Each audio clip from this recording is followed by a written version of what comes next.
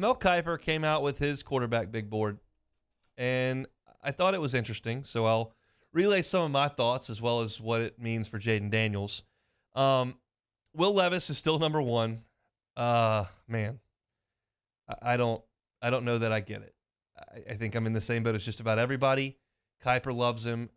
He doesn't just make stuff up. He talks to NFL execs all year long. They clearly love him. He is big. He's pretty fast. He's got a big arm. Josh Allen this, Josh Allen that. I don't know. He didn't look to play very well in any game to me. So he's number one. I cannot imagine drafting him in front of Bryce Young or C.J. Stroud after watching those two guys play the last couple of years. But that's 2 and 3 on Mel Kiper's board. Will Levis 1, Bryce Young 2, C.J. Stroud 3, Anthony Richardson at 4. Another big, fast, strong. Can't really teach that kind of stuff. Wouldn't be my guy that I drafted. It's just the throwing motion doesn't look great. The accuracy doesn't look great. It looks like a lot of running to me. But again, I'm not a guy that would have drafted Jalen Hurts either, and he's playing really good football. Jayden Daniels is 5 on this list in front of Hendon Hooker, who is number 6. Stetson Bennett comes in at 9. So it's Levis, Young, Stroud, Richardson, Daniels. So 5th quarterback. We understand how aggressive NFL GMs are at drafting quarterbacks. A shout out to Matthew Bruni, who was on our show yesterday over at On 3. I stole this research from him over there on their message board. The 5th quarterback taken in the last 5 drafts reads like this. In this past draft, the 5th quarterback taken was Bailey Zappi. That was in the 4th round. That's the latest of these 5. In 2022, Mac Jones was the 5th quarterback taken, 15th overall. So a little different there.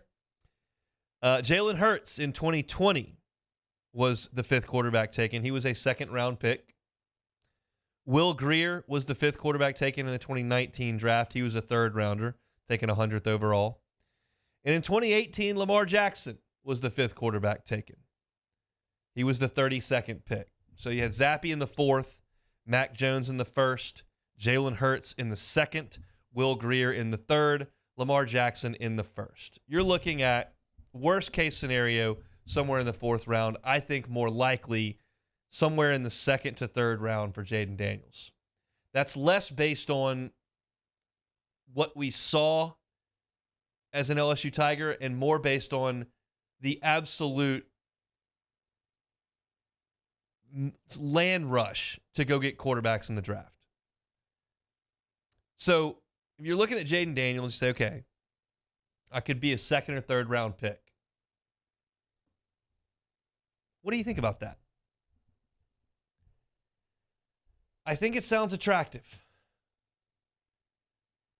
These guys are valued by their organization when you invest that kind of draft capital.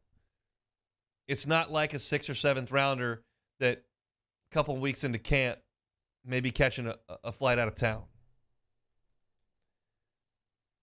How much better can he be this year? How much improvement to his stock can there be? I'll tell you this. You bring back both your tackles, and you've got a competition at center. So you're going to feel pretty good about your center and your 2 tackles, and the wide receiver core is excellent. So it's a pretty good spot your 2nd year in the system to make some strides. Do I think Jayden Daniels can move into the top 15 picks? That would shock me. You're already looking at next year's quarterback class. You figure you're looking at Drake May and Caleb Williams as very, very likely top 10 picks. It would be unlikely to me, although very, very possible. We watched Joe Burrow do this, so trying to compare people to Burrow is one thing, but it can happen. To have an extremely good last season. Hendon Hooker just did that. I don't think he was on a ton of draft boards last year. Now, I think he is. Certainly would have been a little bit higher than 6th on this had he not torn his knee up, in my opinion. But to me, this is going to be close.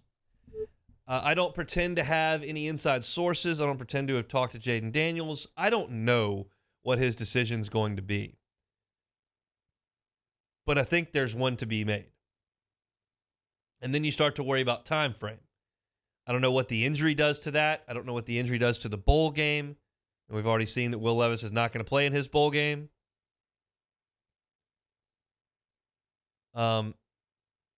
There are a lot of variables here that didn't used to exist. Not everybody's hurt.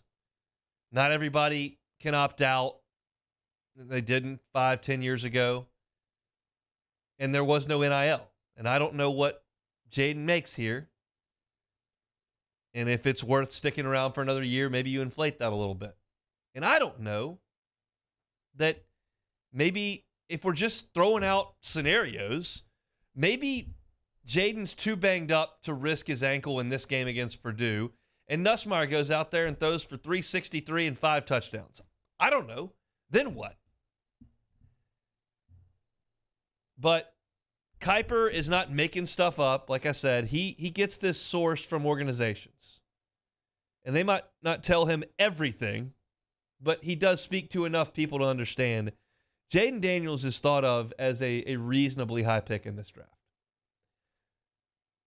I don't think he would have been 15 years ago. If you start to look at some of the success that guys who are really fast and play quarterback have, it's a good portion of the league now. So it's interesting. I personally would not have put him above Hendon Hooker. Probably would have had him bump down a few pegs. But this is going to be something to follow. And so what's the time frame look like? Well, portal's open till the middle of January. So you look at, I don't figure Jayden Daniels is going anywhere. Guys that would leave LSU would be Walker Howard or Garrett Nussmeier, very likely. Don't know what their plans are.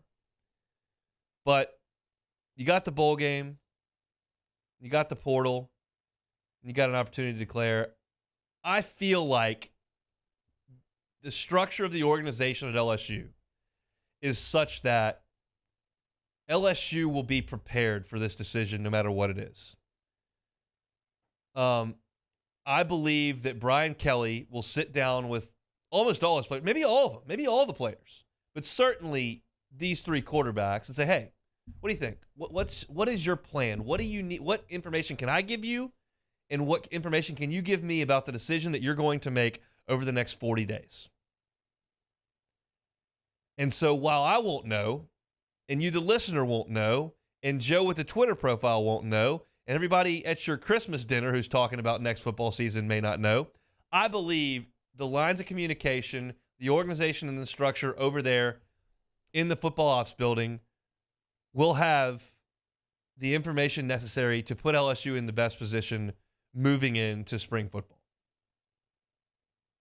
Again, that's my assumption based on what's gone on over the last 12 months.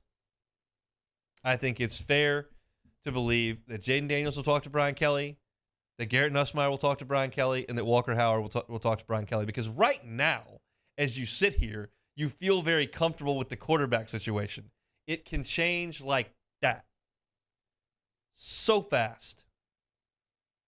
Just a couple years ago, LSU had 2 quarterbacks leave the program on the same day in fall camp. So it's going to be interesting. And I don't have a strong lean. I think there are a lot of people listening that do. My personal opinion is that the strength of LSU's offense next year will be in the passing game. In my opinion, there's a better chance, again, my opinion, there's a better chance that Garrett Nussmeier, if given the keys to the offense, would cut down some of the reckless throws and would still make a lot of big plays in the passing game than it is that Jayden Daniels would start letting it fly and be prolific through the air as opposed to a little hesitant. Maybe that's wrong. Just feels like my opinion. If you told me LSU had to throw for 3,300 yards next year or the football program folds, I'm probably going with Nussmeier. That's not how it works. Trying to win games. And Daniels did a lot of that this year. And sometimes he did most of it himself. So I don't have a strong feeling on who the best quarterback is for next year for LSU. I do have a strong feeling that LSU will be in position to make that happen and to be in a good spot entering the spring. But it's a different world that we're not all used to. So these discussions are framed in a way that they've never been framed before. Good to have a lot of talent there. Just can't expect it all to stick around for a very long time. That's the nature of college football these days.